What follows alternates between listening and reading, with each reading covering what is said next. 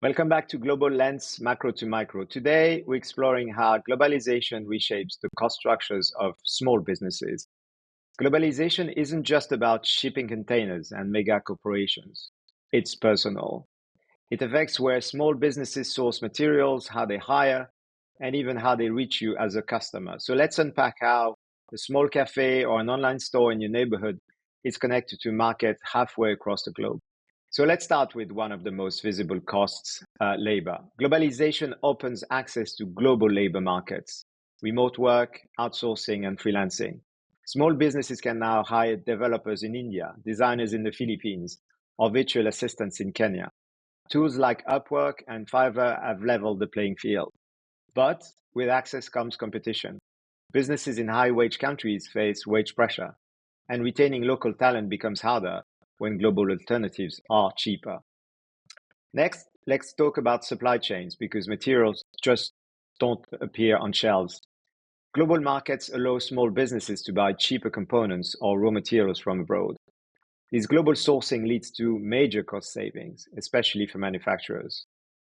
But remember the pandemic or trade wars? Those expose the fragility of global supply chains. Tariffs, geopolitical tensions, and delays can suddenly spike costs, or worse, stop production entirely. As an example, remember the small US retailers who faced 200% increase in shipping container prices during the earlier time of COVID in 20 and 21. Let's shift gears now to operations where globalization meets innovation. Thanks to global tech, even the smallest business can now automate payroll, inventory, and marketing. Tools from around the world offer at low monthly rates streamline competition. But constant tech upgrades and training are required to stay competitive. And in compliance with international laws like data privacy or digital taxation, and costs rise again. It's a double-edged sword, lower overhead, but higher strategic complexity and compliance cost. What about getting customers now? Globalization has changed the game here too. Digital platforms like Amazon, Instagram, and Google Ads give small businesses global exposure. Is it cost effective? Yes, but it's also hyper competitive. Ad costs on these platforms are rising fast, especially in crowded markets.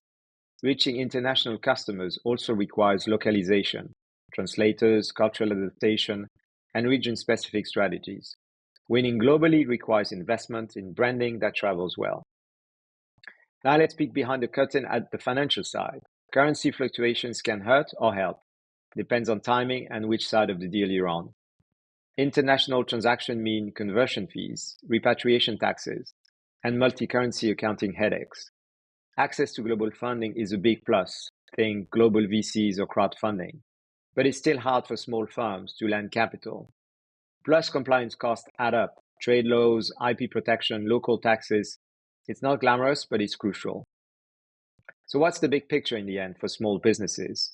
Globalization lowers some costs, labor, tech, supplies, but raises others, compliance, marketing, volatility. It rewards agility. Those who adapt quickly do win.